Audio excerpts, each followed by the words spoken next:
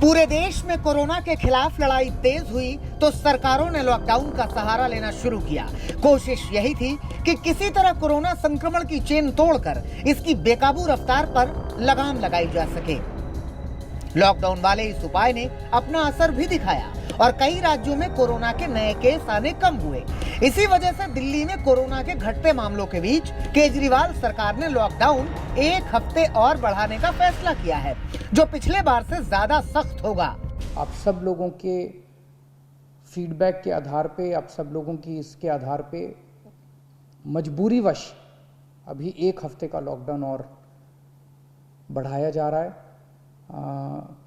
कल सुबह 5 बजे ये लॉकडाउन ख़त्म होना था, लेकिन अब ये अगले सोमवार को 5 बजे तक के सुबह 5 बजे तक के लिए बढ़ाया जा रहा है और इस बार थोड़ा सा और सख्त किया जा रहा है।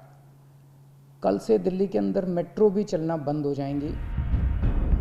राजधानी में कोरोना संक्रमण की दर 35% के करीब पहुंचने के बाद 26 अप्रैल को लॉकडाउन लगाने का फैसला लिया गया था, जिसके बाद से दिल्ली में लगातार कोरोना के मामलों में गिरावट देखी जा रही है।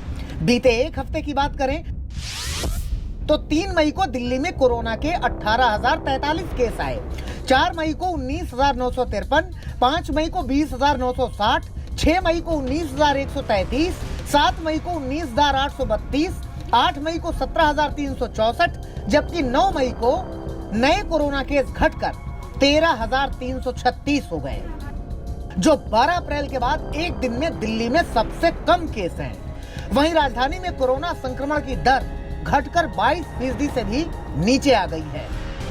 लॉकडाउन लगाने की वजह से और भी अन्य कई कारणों की वजह से 26 अप्रैल को आके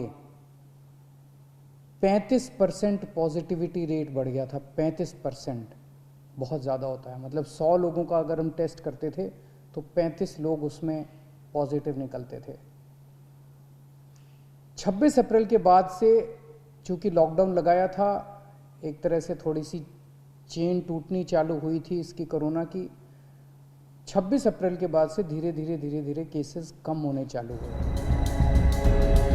इस बार बढ़ाए गए लॉकडाउन में दिल्ली में शादियों को लेकर नई गाइडलाइंस जारी की गई है, जिसके मुताबिक hotel, marriage hall, banquet hall में शादियों पर रोक होगी।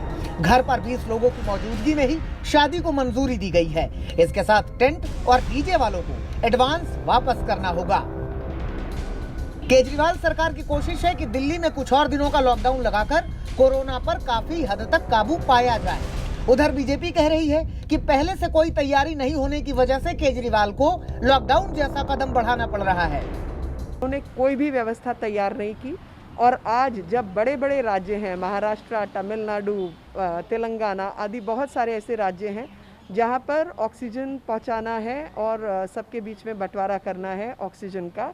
ऐसे में दिल्ली को औरों से अधिक ऑक्सीजन क्यों चाहिए, ये सोचने का विषय है, क्योंकि दिल्ली खुद अपनी अव्यवस्थाओं के लिए जिम्मेवार है।